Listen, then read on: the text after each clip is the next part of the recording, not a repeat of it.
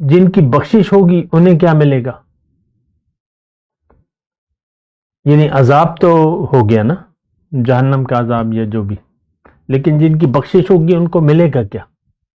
ان کو رب کا تقرب ملے گا، رب کا دیدار ملے گا، اور رب کی معرفت ہوگی۔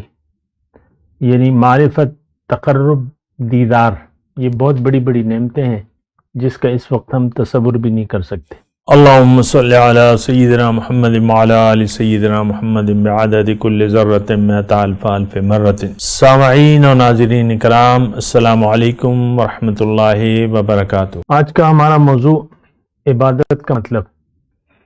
دیکھیں، ایک میں اور آپ جس معاشرے میں رہ رہے ہیں، ایک بہت بڑی غلط فہمی ہے جو عبادت کے لفظ سے پائی جاتی ہے۔ عبادت ہم نے محدود کر دیا ہے چند اعمال تک، نماز، روزہ، حج، زکوٰۃ، ذکر، اذکار، قرآن کی تلاوت، اور بس یہ ہم اس کو کہتے ہیں عبادت۔ زیادہ سے زیادہ مرد لوگ جو ہے مٹھی بھر داڑھی رکھ لیں یا خواتین شرعی پردہ کر لیں اور ذکر اذکار میں وقت گزاریں اور یہ وہ نا، تو ہم نے اس تک محدود کر لیا ہے۔ ایسی بات نہیں ہے۔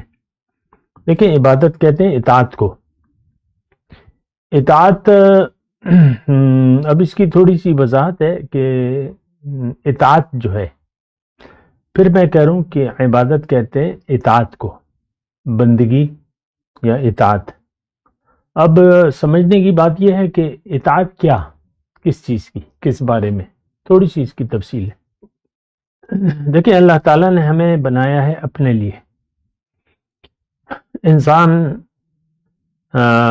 بے لباس دنیا میں آیا ہے اور بے لباس ہی جائے گا، اور کچھ نہ اپنے ساتھ لایا ہے، نہ یہ اپنے ساتھ کچھ لے جا سکتا ہے۔ لہٰذا دنیا تو مقصود نہیں ہے، کیونکہ دنیا تو اس سے رہ جانے والی چیز ہے۔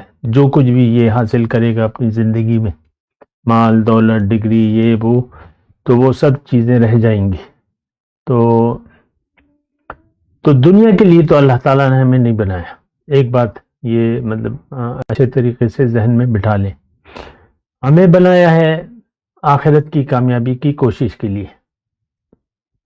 اللہ تعالیٰ قرآن میں ارشاد فرماتا ہے کہ وَفِي الْآخِرَةِ عَذَابٌ شَدِيدٌ وَمَغْفِرَةٌ مِّنَ اللَّهِ، آخرت میں یا تو شدید عذاب ہوگا یا بخشش ہوگی۔ تو جن کی بخشش ہوگی انہیں کیا ملے گا؟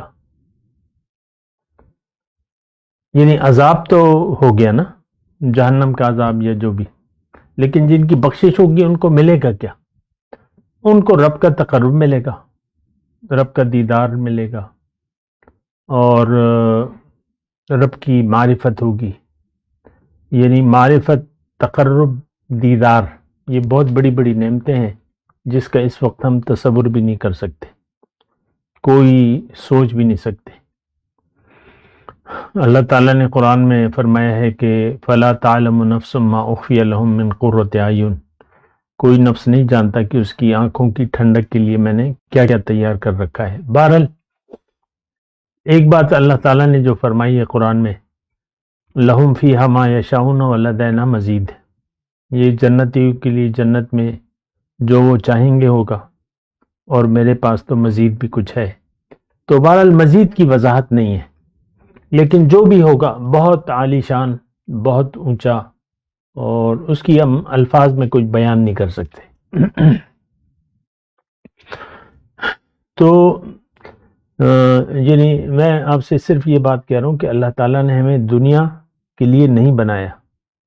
یعنی ہماری پیدائش کا مقصد یہ نہیں ہے کہ ہم دنیا کی کامیابی کے لیے زندگی گزار دیں، یا دنیا کی زندگی کو اس کی یعنی ایک اچھی زندگی کو اپنا مدعا بنا لیں کہ میں نے ایک اچھی زندگی گزارنی ہے، پرآسائش زندگی ہو گئی، یا بہت پیسے، بہت مال دولت، یہ مکان، وہ لٹر پٹر، اس کے لیے اللہ تعالیٰ نے ہمیں بنایا نہیں ہے۔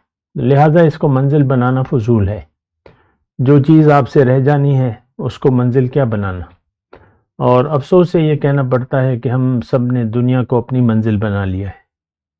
اور آپ دیکھ لیں، عام طور پہ ہم دنیا کے حاصل ہونے پر خوشی کا اظہار کرتے ہیں، اور دنیا کے نقصان پر ہم خفا ہو جاتے ہیں، غم کرتے ہیں۔ یہ دونوں چیزیں، دنیا نہ غم کی جگہ ہے نہ خوشی کی جگہ ہے۔ یعنی اگر یہ حاصل ہو بھی جائے تو بسا اوقات یہ عذاب کا باعث ہوتی ہے۔ اللہ تعالیٰ ان کے ذریعے عذاب دیتا ہے۔ اللہ تعالیٰ نے قرآن میں فرمایا وَلَا تُعْجِبْكَ أَمْوَالُهُمْ وَأَوْلَادُهُمْ إِنَّمَا يُرِيدُ اللَّهُ لِيُعَذِّبَهُمْ بِهَا فِي الْحَيَاةِ الدُّنْيَا وَتَزْهَقَ أَنفُسُهُمْ وَهُمْ كَافِرُونَ۔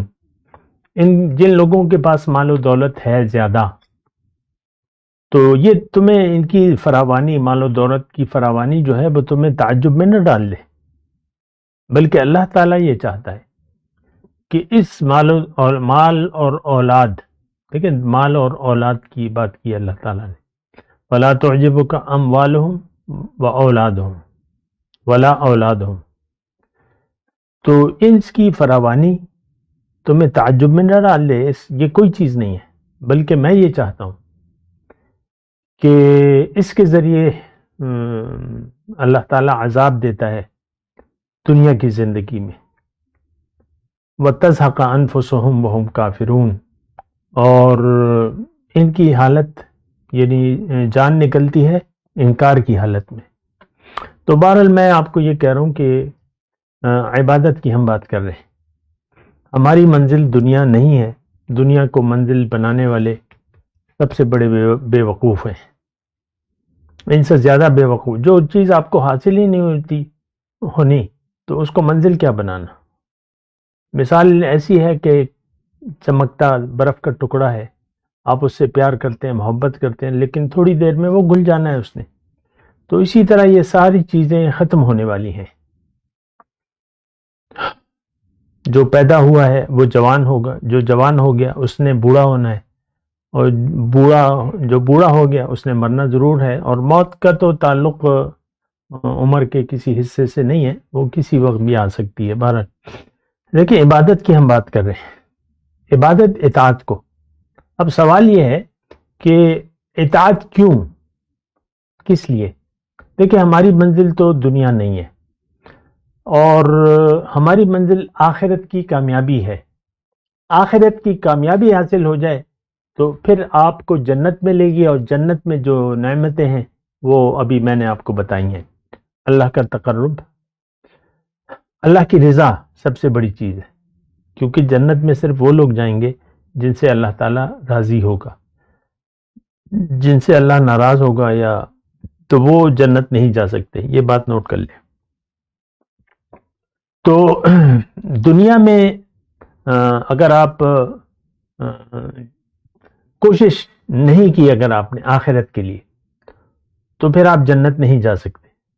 دنیا آخرت کی کوشش کی جگہ کا نام ہے، اور اس میں آپ کو محنت کرنی ہے، مال و جان۔ اللہ تعالیٰ نے فرمایا، ایک آیت ہے نا، اللہ تعالیٰ فرماتا ہے کہ کیا میں تمہیں ایسی تجارت نہ بتاؤں جو تنجیکم من عذاب علیم، هل ادلکم علی تجارت تنجیکم من عذاب علیم، کیا میں تمہیں ایسی تجارت نہ بتاؤں جو تمہیں دردناک عذاب سے نجات دے دے۔ تو وہ تجارت کیا ہے؟ تؤمنون باللہ، اللہ پر یقین کر لو کہ اللہ میری منزل ہے، پھر اس کے راستے میں وتجاہدون فی سبیل اللہ باموالکم وانفسکم، اپنے مال و جان سے محنت کرو، جد و جہد کرو۔